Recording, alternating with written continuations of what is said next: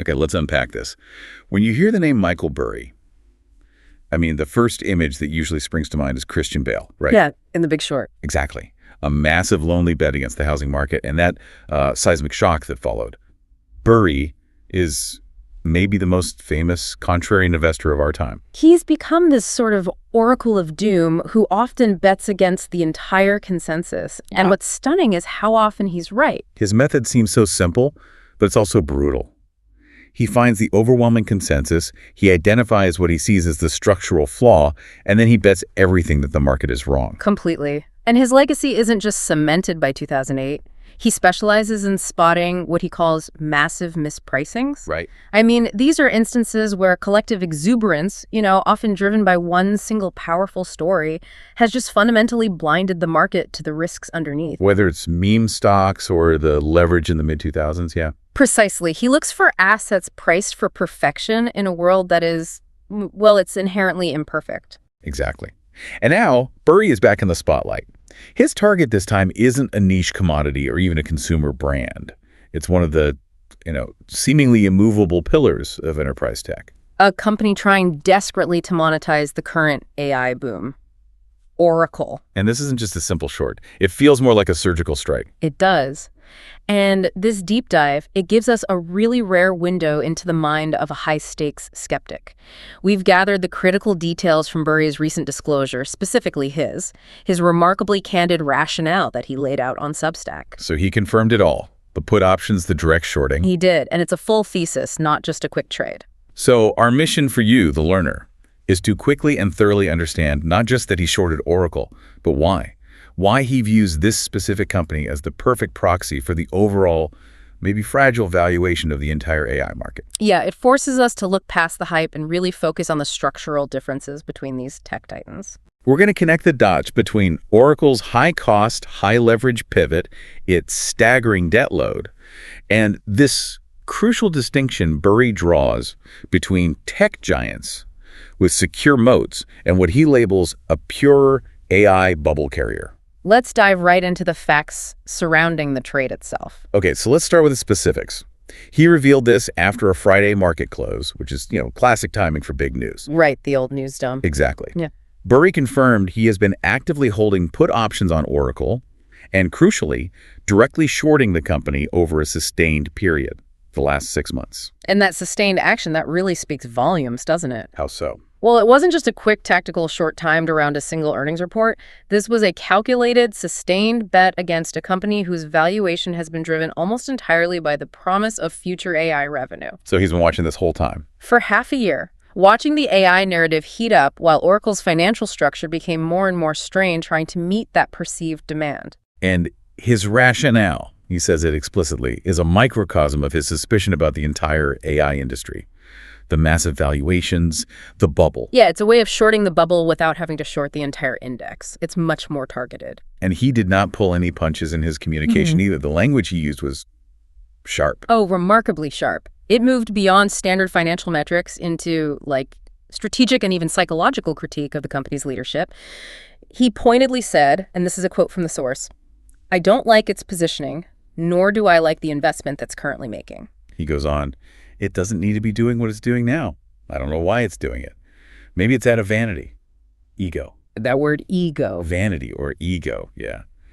That is not typical quantitative financial jargon. For an investor like Burry, what does it signify when he starts factoring in ego instead of just, discounted cash flow models? This is where we step into behavioral finance. It's a huge tell. Burry is suggesting that Oracle's aggressive, high-stakes move, this pivot to building high-cost infrastructure, is less about fulfilling a genuine long-term strategic need. That's rooted in their core database business. Exactly. And more about chasing a trend. Or, crucially, just maintaining appearances among the elite cloud giants, AWS, Azure, and Google Cloud. So if Microsoft or Alphabet spend tens of billions on AI CapEx, the market sees it as essential. They're protecting their multi-trillion-dollar moats. But if Oracle does it, Burry sees it as this frantic late-game effort driven by a desire to be seen as a top player. Precisely. If you're investing tens of billions out of vanity, those investments are far more likely to be inefficient, poorly timed, or just plain unnecessary compared to rivals who invested out of strategic necessity years ago. When the cloud was just starting. Right, and this ties directly into his skepticism about the viability of their transformation, not just the idea of it. If the motivation is ego, the execution often lacks financial discipline. Of course, this action didn't happen in a vacuum. I mean, Oracle stock has been a wild ride for exactly these reasons. An absolute roller coaster. The environment Burry shorted into was extremely volatile, and that reflects the market's own deep indecision about Oracle's AI future. The stock had seen these massive swings based purely on sentiment. The sources cite a really striking example of this. Last September, the stock saw a massive 36% single-day surge. Wow. 36%. And it was based purely on optimistic expectations for future AI cloud services demand. That just screams narrative-driven valuation. Totally. The price is completely disconnected from current earnings. It's all just future hopes. It is, and that massive surge shows you just how much optimism was baked into that stock price. But that optimism, it was very quickly replaced by a cold reality check. Right. Investors started worrying about the ballooning capital expenditure, the CapEx. The money they needed to build the data centers and buy all those NVIDIA chips. And the heavy debt load. That caused the stock to drop approximately 40% from its peak afterwards.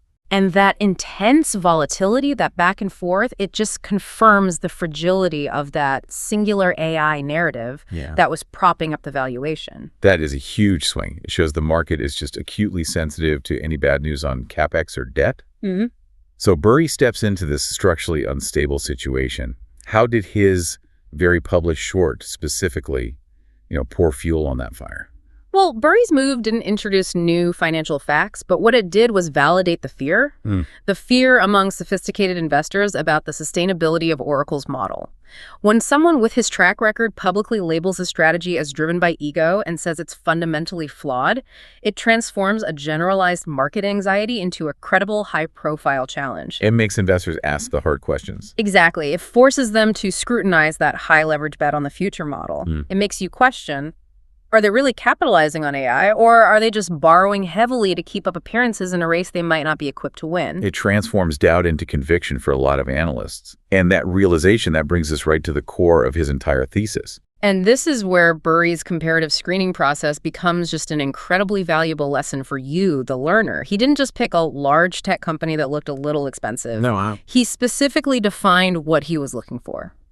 A vulnerable target that embodies the potential fragility of the whole AI bubble. And his core label for Oracle, it just encapsulates this perfectly. He calls it the pure AI bubble carrier. That's the term. It's an entity whose stock price is predominantly, maybe entirely, reliant on the singular success of one massively expensive strategic pivot. So the label suggests that Oracle lacks the inherent safety cushion, right? The financial moat that the other big tech giants have. It has no moat for this new business. So if the AI narrative collapses or even just slows down, what's left to support that current valuation? Burry argues that Oracle's share price depends almost entirely on this one story, surging AI cloud service demand. And that singular reliance makes it way more fragile than its peers. Let's really unpack that comparison, because that's what gives his short thesis its power. He details why he chose Oracle over other megacap targets. He does. He provided a really clear list of what he calls the safety net companies to explain why they are not pure AI short targets. This is where you see the depth of their respective moats. A moat being, that structural advantage that protects a company. So let's look at the first example, Microsoft. Their moat is just incredibly deep and wide. Absolutely. Shorting Microsoft, in Burry's view, means you're shorting the global leader in office productivity, SaaS. You're shorting Office 365. And Windows. And the legacy Windows OS, yeah. They have this massive, stable core business built on a near monopoly in enterprise software. It just generates predictable, recurring, enormous free cash flow. So they can afford to subsidize any failures. They dominated productivity long before the AI hype, and they'll dominate it long after any AI boom cools. They can easily cross-subsidize any AI failure with cash from their software suite. Okay, and then Alphabet, Google's parent company, has a similar kind of foundational dominance. Very similar. If you short Alphabet, you're shorting one of the most powerful network effects in history, Google search. And Android and YouTube. Right. Diverse, dominant platforms that generate incredible cash flow, regardless of how quickly their DeepMind or Gemini investments pay off. Their CapEx for AI is just an extension of their already massive search and cloud infrastructure. And even Meta, which, has had all these highly publicized losses from its pivot to the metaverse, even they still have a foundational strengths that Burry respects. Correct. Shorting Meta means you're shorting its dominance in social media and advertising, a business that captures billions of dollars in attention every single day. Even if the metaverse remains a money pit, the core Facebook and Instagram platforms are cash printing machines that can absorb those losses for years. So Burry's point is that these three giants have what he calls the unsinkable advantage.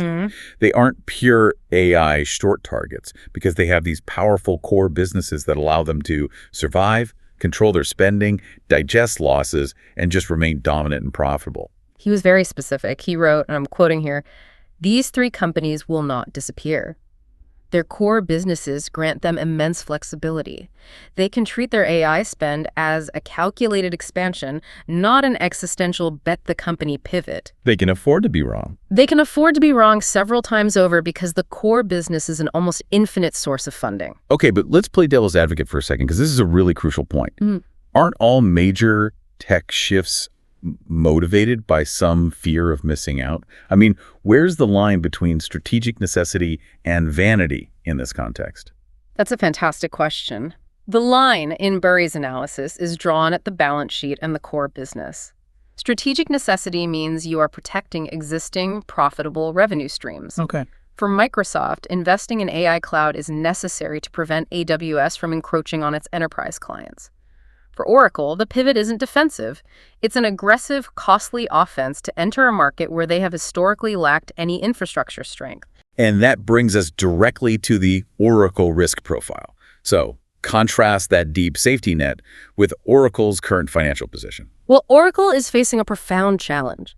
They're pursuing this higher-risk transformation from a traditional database software vendor, a relatively light asset model, to a heavy cloud infrastructure provider. All while being burdened with heavy debt, which we'll get to. Exactly. They are trying to build a new business that costs tens of billions of dollars, and they are doing it years behind the established market leaders. So if the expected AI demand doesn't materialize super quickly, or if their infrastructure build-out falters, their margin for error is basically zero.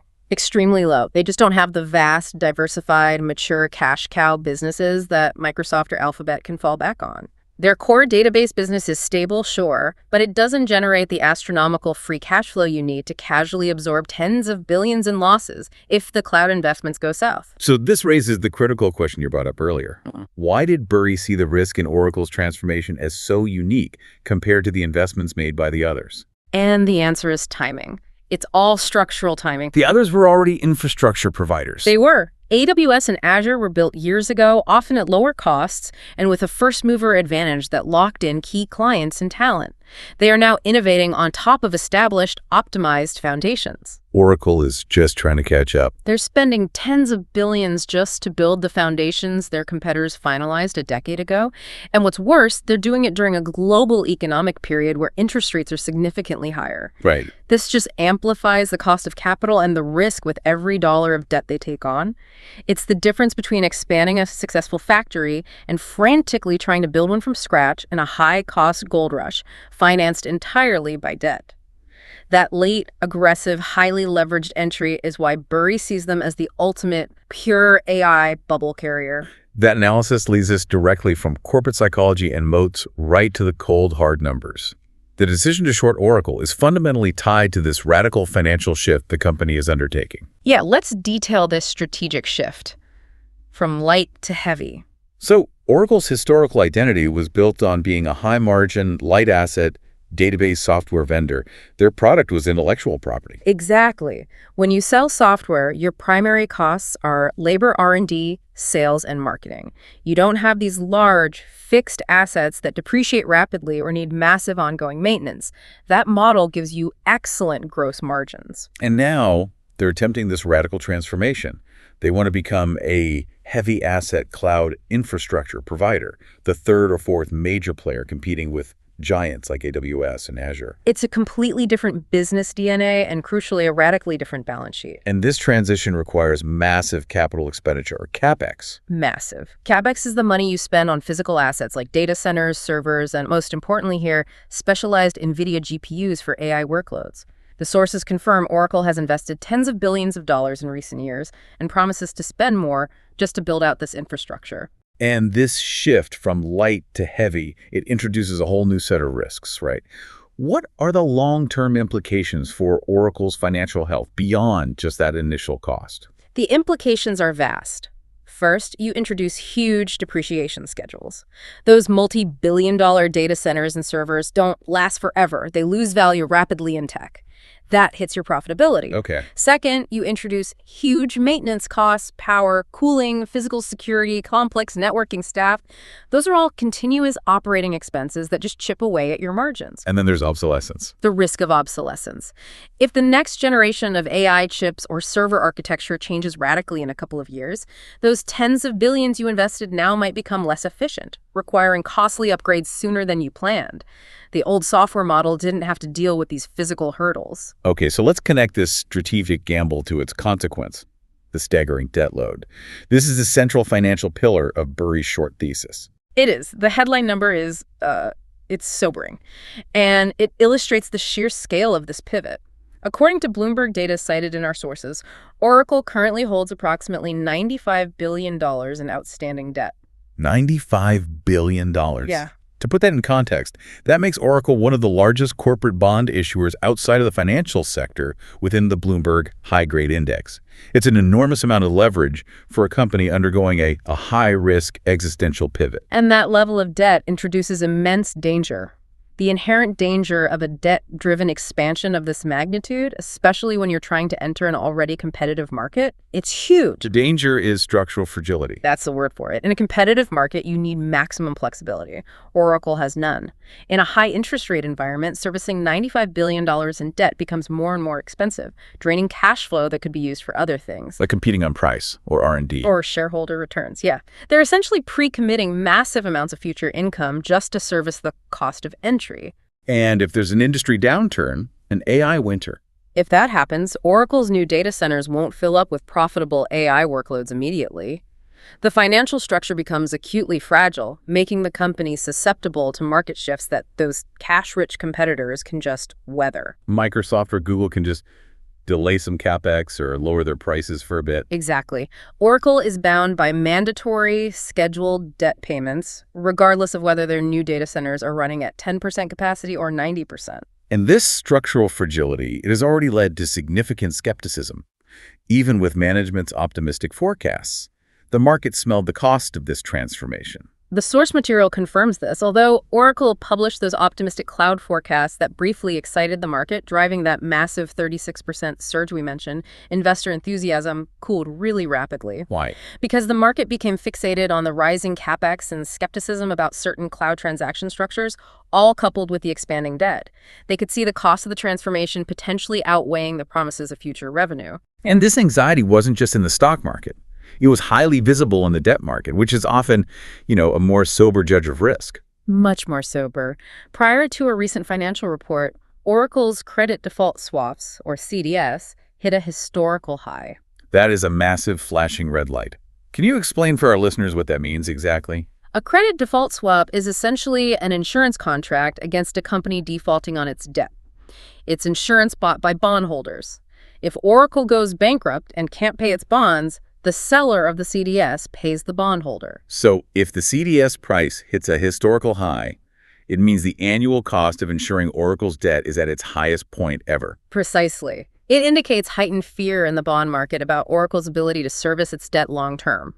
Debt investors are demanding maximum insurance because they perceive the risk of default is climbing. And the sources link this specifically to that massive $300 billion USD bet on OpenAI. Yeah, highlighting just how interconnected Oracle's financial health is perceived to be with the highly volatile success of these speculative AI ventures. When bondholders get scared, it means sophisticated investors share Burry's skepticism. And it's not just financial fear. We're also seeing cracks emerge in the actual execution of this plan. Right. The market is worried about the money and the timetable. Yes, the worries were mounting over execution risk. If you're betting the farm on high-speed AI demand, you need your capacity ready now. Right. Yet Oracle was reportedly exposed for delaying the completion of some data centers until 2028. 2028. I mean, a delay of several years completely undermines their competitive position. Yeah. If your competitors are selling capacity today, and yours won't be ready for 4 more years, you lose critical revenue and you're still carrying the debt for an asset that's not making money. And there were financial cracks in the execution, too. A major financing deal involving billions for data center construction was reported to have stalled, with the firm Blue Owl withdrawing. Now, Oracle said the deal was still on schedule. But the report itself is damaging. The sheer report of a stall and a massive financing deal for your core transformation strategy, it just adds to the climate of doubt and heightens the perception of execution risk. So you've got massive debt, high operational cost, a strategy may be driven by ego, and now concrete delays and financing jitters. It creates a perfect short target profile for someone like Burry. It really does. He's not just betting on poor performance. He's getting on the high leverage structure, breaking under the pressure of external market forces and internal execution risk. It's the combination of the qualitative and the quantitative. So now let's take that necessary step back and place the Oracle short into the context of Burry's wider view of the tech market. Because this isn't just about Oracle, is it? Not at all. His shorting of Oracle is not some isolated incident. It is part of a continuation of his general distrust of the current AI boom, which he believes is characterized by mispricing and unsustainable prosperity. His core philosophy, going all the way back to the housing crisis, is about spotting pricing errors and assuming the consensus is wrong. He looks for assets priced for perfection in a world that is imperfect. Exactly. When you look at the entire AI sector, billions, even trillions of dollars are being thrown at CapEx to build infrastructure. Burry has widely expressed skepticism regarding both the speed and, critically, the economic efficiency of all this construction. He's questioning the return on that massive investment. Especially when it's financed at higher interest rates. And Oracle, with its debt-driven catch-up strategy, it simply represents the weakest structural link in that whole AI chain. But Oracle wasn't his first target in this AI cycle. We have to remember his previous action against NVIDIA. Right, which was maybe the most direct way to bet against the entire AI trade. The shovel maker in the gold rush. The ultimate shovel maker. His rationale for shorting NVIDIA was a bit different, but it flows from the same skeptical well. He called NVIDIA the most concentrated way to express a bearish view on the trade. And the pricing factor was key for him there, too. He noted that NVIDIA was the most loved and least questioned company, which is so counterintuitive for most investors. It's a crucial Burry signature. He looks for targets where the consensus is overwhelming and uncritical. The fact that NVIDIA was so universally beloved meant, paradoxically, that shorting it was cheap. What does he mean by cheap there? That seems strange. He wrote that the put options, the right to sell the stock at a set price, were cheaper compared to other heavily questioned short targets.